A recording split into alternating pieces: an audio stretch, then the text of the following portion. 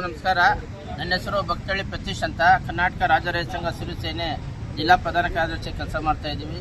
ಏನಿವತ್ತು ಜಮಕೋಟೆ ಹೋಬಳಿ KDB ಈಗ ಈ ದಿನ ಬೆಳಗ್ಗೆ ಸ್ವಾಮೀಜಿಗಳ ಮಠಕ್ಕೆ ಮಾನ್ಯ ಶ್ರೀ ಶ್ರೀ ನಿರ್ಮಲಾನಂದ ಸ್ವಾಮೀಜಿ ಮಠಕ್ಕೆ ಭೇಟಿ ಕೊಟ್ಟಿದ್ರೆ, ಭೇಟಿ ಕೊಟ್ಟ ಉದ್ದೇಶ ಏನು? ಇವತ್ತು ನೀವು ಇಲ್ಲಿ ನೋಡ್ಬೋದು, ಇಲ್ಲಿ ಬ್ಯಾನರ್ ನೋಡ್ಬೋದು. ಇವತ್ತು ಇಲ್ಲಿ ಏನಂದ್ರೆ ಎಲ್ಲ ಜಾತಿ ಒಳಗೊಂಡಂತೆ ಒಂದು ಸಮಿತಿ. ಏನು ಸಮಿತಿ ಅಂದರೆ ಜಮಕೋಟೆ ಹೋಬಳಿ KDB 13 ರೈತ ಪರ ಹೋರಾಟ ಸಮಿತಿ ಅಂತೇಳಿ ಇವತ್ತು ರಚನೆ ಮಾಡಿಕೊಂಡು, ಆ ಸಮಿತಿಯ ಮುಖಾಂತರ ಇವತ್ತು ನಾವು ಮಾನ್ಯ ಶ್ರೀ ಶ್ರೀ ಶ್ರೀ ಮಂಗಳನಾಥ ಸ್ವಾಮೀಜಿ ಆಚುಗಿರಿ ಮಠಕ್ಕೆ ಭೇಟಿ ಕೊಟ್ಟಿದ್ವಿ.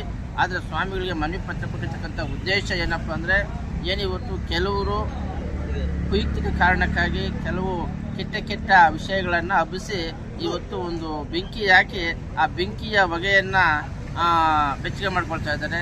ಯಾವ ರೀತಿ ಅಂದರೆ, ಇವತ್ತು ಸರ್ಕಾರ 2823 ಫಲವತ್ತಾದ ಕೃಷಿ ಪ್ರದೇಶವನ್ನು ಕಿತ್ಕೊಳ್ತಾ ಇದ್ದಾರೆ ಅಂತ. ಹಾಗಾಗಿ ನಾವು ಇವತ್ತು ಸ್ಪಷ್ಟವಾಗಿ ಮಾನ್ಯ ಶ್ರೀಗಳಿಗೆ ಹೇಳಿದ್ದೀವಿ, 2823 ಎಕರೆಯಲ್ಲಿ ಇಷ್ಟು ಎಕರೆ ಸರ್ಕಾರಿ ಜಮೀನಿದೆ, ಇಷ್ಟು ಎಕರೆ PSL ಕಂಪನಿ ಇದೆ, ಇಷ್ಟು ಎಕರೆ ರೈತರು ಕೊಡೋದು ಒಪ್ಕೊಂಡಿದ್ದಾರೆ. ಎಲ್ಲವೂ ಕೂಡ ಇವತ್ತು ಸ್ವಾಮಿಗಳಿಗೆ ವಿವರವಾಗಿ ಎಳೆಯಾಗಿ ಹೇಳಿದ್ದೀವಿ. ಮತ್ತು ಇವತ್ತು 540 ಎಕರೆ ಮಾತ್ರ ಇವತ್ತು ಜಮಕೋಟೆ ಹೋಬಳಿಯಲ್ಲಿ ನಮ್ಮ ರೈತರ ಹೆಸರಲ್ಲಿರುವ ಪಾಣಿಯ ಜಮೀನನ್ನು ಮಾತ್ರ ಸರ್ಕಾರ ತಗೊಳ್ತಾ ಇರೋದು. ಅದು ಕೂಡ ಬಹುಪಾಲು ಸಂಖ್ಯೆಯಲ್ಲಿ 90% ರೈತರು ಇವತ್ತು ನೀವು ಎಲ್ಲ ನೋಡ್ಬೋದು. ಇಲ್ಲೆಲ್ಲ ಕೂಡ ಪಹಣಿ ಇರ್ತಕ್ಕಂಥ ರೈತರೇ. ಎಲ್ಲ ಕೂಡ ನಮ್ಮ ಮಕ್ಕಳ ಮುಂದಿನ ವಿದ್ಯಾಭ್ಯಾಸದ ಹಿತದೃಷ್ಟಿ, ಉದ್ಯೋಗದ ಹಿತದೃಷ್ಟಿ, ನಮ್ಮ ಜಮಕೋಟೆ ಹೋಬಳಿ ಅಭಿವೃದ್ಧಿಯ ದೃಷ್ಟಿಯಿಂದ ನಮ್ಮ ಭೂಮಿಯನ್ನು ನಾವು ಕೊಡ್ತೇವೆ ಅಂತಕ್ಕಂಥ ಸಲುವಾಗಿ 80-90% ರೈತರು ಮುಂದೆ ಬಂದಿದ್ದಾರೆ. ಇವತ್ತು 10% ರೈತರು ನಾವು ಭೂಮಿ ಕೊಡಲ್ಲ ಅಂತ ಹೇಳ್ತಾ ಇದ್ದಾರೆ. ಅಂದರೆ ಯಾರು ಇವತ್ತು KDB ವ್ಯಾಪ್ತಿಗೆ ಒಳಪಡಲ್ವೋ, ಯಾರು KDB ಪ್ರಾಥಮಿಕ ಅಧಿಸೂಚನೆ ಕೊಟ್ಟು ನೀರಾವರಿ ಪ್ರದೇಶ ಅಂತೇಳಿ ಕೈ ಬಿಟ್ಟಿದ್ದೋ ಅವರೇ ಇವತ್ತು ನಾವು ಭೂಮಿ ಕೊಡಲ್ಲ ಅಂತಕ್ಕಂಥ ಮಾತನ್ನು ಹೇಳ್ತಾ ಇದ್ದಾರೆ. ಇವತ್ತು ಉದಾಹರಣೆಗೆ ನಡಪನಾಯಕನಲ್ಲಿ ಅಜಿತ್ ಅಂತಕ್ಕಂಥವರು ಇದ್ದಾರೆ. ಅಜಿತ್ ಅಂತಕ್ಕಂಥ ಸ್ವಂತ ಜಮೀನು ಬೇರೆಯವರಿಗೆ ಮಾರಾಟ ಮಾಡಿ ಆಲ್ರೆಡಿ ಪಾಣಿಯಲ್ಲೂ ಕೂಡ ಬೇರೆಯವ್ರ ಖಾತೆ ಬಂದ್ಬಿಟ್ಟಿದೆ. ಇವತ್ತು ಆ ವ್ಯಕ್ತಿ ನಾವು ಭೂಮಿ ಕೊಡಲ್ಲ ಅಂದರೆ ಅದು ಯಾವ ರೀತಿ? ಮತ್ತು ನಡಪನಾಯಕನಲ್ಲಿ ದೇವರಾಜ್ ಅವರ ಜಮೀನನ್ನು ಈಗಾಗಲೇ ಬಿಟ್ಟಿದ್ದಾರೆ. ಮತ್ತು ಬಸವಪಟ್ಟಣದ ಬೇರೆಗೌಡಣ್ಣ ಅವ್ರದ್ದು ಕೂಡ ಅವರ ಅಕ್ಕ ಅವ್ರದ್ದು ಕೂಡ ಬಿಟ್ಟಿದ್ದಾರೆ. ಬಹುಸಂಖ್ಯೆಯಲ್ಲಿ ಬಿಟ್ಟಿರ್ತಕ್ಕಂಥ ರೈತರು ಅವರ ಉದ್ದೇಶ ಇಷ್ಟೇ, ಏನೇ ಮಾಡಿ ಗೊಂದಲ ಸೃಷ್ಟಿ ಮಾಡಬೇಕು, ರೈತರು ಹೊಡೆದಾಡಬೇಕು. ಇವತ್ತು ಒಂದು ಜಮಕೋಟೆ ಅಭಿವೃದ್ಧಿಯ ಕಡೆ ಹೋಗಬಾರದು. ಏನಿವತ್ತು 57 ವರ್ಷ 60 ವರ್ಷಗಳಿಂದ ಯಾವ ರೀತಿ ಜಮಕೋಟೆ ಅಭಿವೃದ್ಧಿಯಿಂದ ಕುಂಠಿತ ಆಗಿದೆ, ಅದೇ ರೀತಿ ಇರಬೇಕಂತೇಳಿ ಉದ್ದೇಶಪೂರ್ವಕವಾಗಿ ಇವತ್ತು ಸುಳ್ಳು ಸ್ಥಿತಿನ ಹಬ್ಬಿಸ್ತಾ ಇದ್ದಾರೆ. ಹಾಗಾಗಿ ಇವತ್ತು ನಾವು ಮಾನ್ಯ ಸ್ವಾಮಿಗಳಿಗೆ ಎಳೆಯಾಗಿ ಬಿಚ್ಚಿಟ್ಟಿದ್ದೇವೆ. ಹಾಗಾಗಿ ಸ್ವಾಮಿಗಳ ಆಶೀರ್ವಾದದಿಂದ ನಾವು ಇವತ್ತು ಹೇಳಿದ್ದೀವಿ.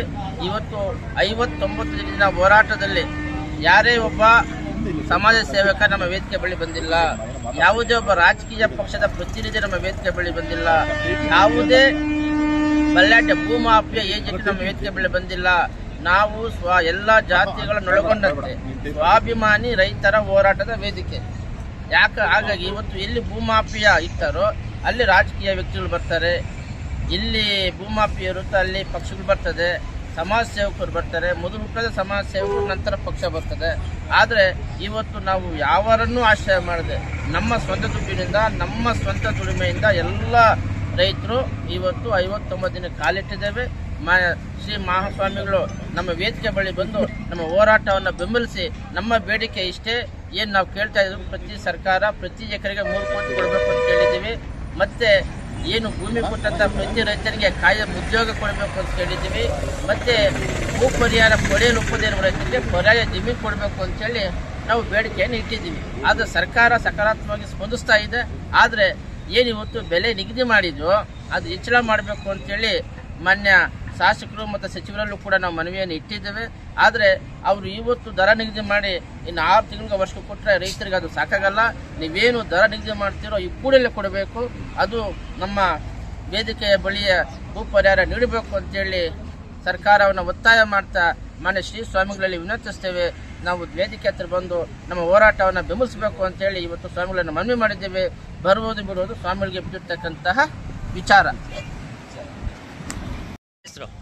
ನಮಸ್ಕಾರ ಬಂಧುಗಳೇ, ನಾನು ಸುಬ್ರಹ್ಮಣ್ಯ ಮಾತಾಡ್ತಾ ಇರೋದು ಜಂಕೋಟೆ KD ಬಳಿ ರೈತ ಪರ ಹೋರಾಟ ಸಮಿತಿಯಿಂದ.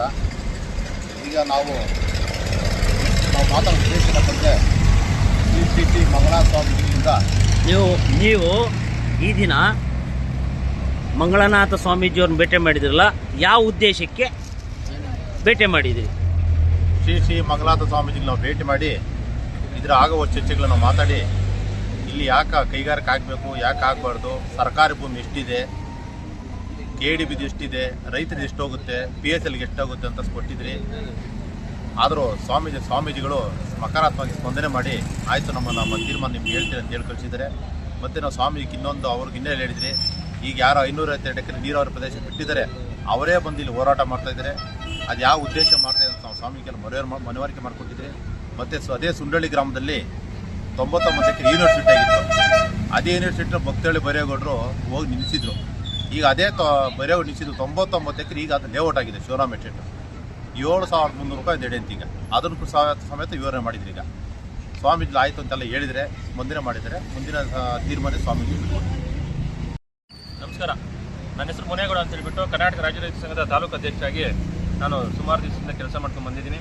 ಇವತ್ತು ಈ KDB ವಿಚಾರವಾಗಿ ಈ ದಿನ ಬೆಳಗ್ಗೆ ಮಂಗಳನಾಥ ಸ್ವಾಮೀಜಿಗಳನ್ನ ಭೇಟಿ ಮಾಡಿ ಉದ್ದೇಶ ಏನು? ಇವತ್ತು ಶ್ರೀ ಮಂಗಳನಾಥ ಸ್ವಾಮೀಜಿಗಳನ್ನ ಇವತ್ತು ಚಿಕ್ಕಬಳ್ಳಾಪುರ ಶಾಖೆಯಲ್ಲಿ ನಾವು ಭೇಟಿ ಮಾಡಿದ್ದಂಥ ವಿಚಾರ ನಾವು ಎಲ್ಲ ದಾಖಲೆಗಳ ಸಮೇತ ತಗೊಂಡೋಗಿ ಅವರಿಗೆ ಸಂಪೂರ್ಣವಾದಂಥ ನೈಜ ವಿಚಾರಗಳನ್ನು ನಾವು ಅವ್ರಿಗೆ ಹೇಳಿದ್ದೀವಿ, ತೋರಿಸಿದ್ದೀವಿ, ಮನವರಿಕೆ ಮಾಡಿದ್ದೀವಿ. ಏನಿವತ್ತು ಅವರು ಒಂದು ಕಡೆ ಒಂದು ಬೆಂಬಲ ಕೊಡುವಂಥದ್ದು ವಿಚಾರವಾಗಿ, ಈ ಕಡೆ ನಮಗೂ ಒಂದು ಬೆಂಬಲ ಕೊಡುವಂಥ ವಿಚಾರವಾಗಿ ನಾವು ತಿಳಿಸಿದ್ದೀವಿ. ಅದನ್ನು ಅವರು ಎಲ್ಲ ಸಮಾಲೋಚನೆ ಮಾಡಿ ಮತ್ತು ಏನು ನಿರ್ಮಲಾನಂದ ಸ್ವಾಮಿಗಳ ವಿಚಾರ ಅವ್ರಿಗೂ ಸಹ ಅವ್ರ ಗಮನಕ್ಕೆ ತಂದು ಈ ವಿಚಾರವನ್ನು ನಾವು ಗಂಭೀರವಾಗಿ ಪರಿಗಣನೆಗೆ ತಗೊಂಡು ನಂತರ ನಾವು ಇಲ್ಲಿ ಒಂದು ಬೆಂಬಲ ಕೊಡಬೇಕು ಅನ್ನೋದನ್ನು ಸಮಾಲೋಚನೆ ಮಾಡಿ ನಾವು ಹೇಳ್ತೀವಿ ಅಂತ ಹೇಳಿದ್ದಾರೆ. ನಮ್ಮ ಹೆಸರು ಆಂಜನಪ್ಪ ಅಂತ, ಬಸವಪಟ್ಟಣ, ಜಂಕೋಟೆ ಹೋಬಳಿ KDB ಜಮೀನುಗಳ ರೈತ ಪರ ಹೋರಾಟ ಸಮಿತಿಯಿಂದ. ಈಗ ನೀವು ಸ್ವಾಮಿಗಳನ್ನ ಭೇಟಿ ಮಾಡಿದ್ರಲ್ಲ, ಮಂಗಳನಾಥ ಸ್ವಾಮೀಜಿಯವ್ರನ್ನ, ಏನು ಉದ್ದೇಶಕ್ಕೆ ಭೇಟಿ ಮಾಡಿದ್ರಿ? ನಮ್ಮ ಉದ್ದೇಶ ಕೃಷಿನೂ ಉಳಿಬೇಕು, ಕಾರ್ಖಾನೆಗಳು ಆಗಬೇಕು, ಟೋಟಲ್ ಆಗಿ ನಮ್ಮ ಜಂಕೋಟೆ ಹೋಬಳಿ ಆಗಲಿ ನಮ್ಮ ತಾಲೂಕಾಗಿ ಅಭಿವೃದ್ಧಿ ಆಗಬೇಕು, ಮುಂದಿನ ಪೀಳಿಗೆಗೆ ಉದ್ಯೋಗ ಸಿಗಬೇಕು ಅನ್ನೋ ಉದ್ದೇಶದಿಂದ ನಾವು ನಮ್ಮ 13 ಹಳ್ಳಿ ರೈತರು ಏನಿದ್ದೀವಿ ಎಲ್ಲ ಹೋಗಿ ನಮ್ಮ ಮನವಿಯನ್ನು ಸ್ವಾಮೀಜಿಗೆ ಕೊಟ್ಟು ಬಂದಿದ್ದೀವಿ. ನಮ್ಮ ಸಕಾರಾತ್ಮಕವಾಗಿ ಸ್ವಾಮೀಜಿಗೆ ಸ್ಪಂದಿಸಿದ್ದಾರೆ. ಮುಂದಿನ ತೀರ್ಮಾನ ಸ್ವಾಮೀಜಿಗೆ ತಗೊಂಡು. ನಿಮ್ಮ ಬೇಡಿಕೆ ಸ್ವಾಮೀಜಿ ಬರೋದಕ್ಕೆ ಒಪ್ಪಿದ್ರಾ ಇಲ್ವಾ? ಸಕಾರಾತ್ಮಕ ಸ್ಪಂದನೆ ಕೊಟ್ಟಿದ್ದಾರೆ. ಮುಂದಿನ ತೀರ್ಮಾನ ಸ್ವಾಮೀಜಿಗೆ ಸೇರಿರ್ತದೆ. ನಮಗೆ ಕೃಷಿನೂ ಬೇಕು, ಕಾರ್ಖಾನೆನೂ ಬೇಕು, ಮುಂದಿನ ಪೀಳಿಗೆ ಉದ್ಯೋಗ ಬೇಕು, ನಮ್ಮ ತಾಲೂಕು ಅಭಿವೃದ್ಧಿ ಆಗಬೇಕನ್ನೋ ದೃಷ್ಟಿಯಿಂದ ನಾವು ಸ್ವಾಮೀಜಿಗೆ ಎಲ್ಲ ನಮ್ಮ ಮನವಿ ಏನಿದೆ ಅದನ್ನೆಲ್ಲ ಸಮಾಲೋಚನೆ ಮಾಡಿ ಅವ್ರ ಜೊತೆ ಎಲ್ಲ ವಿಚಾರ ತಿಳಿಸಿದ್ದೀವಿ. ಮುಂದಿನ ತೀರ್ಮಾನ ಸ್ವಾಮೀಜಿಗೆ ತಗೊಂತಾರೆ.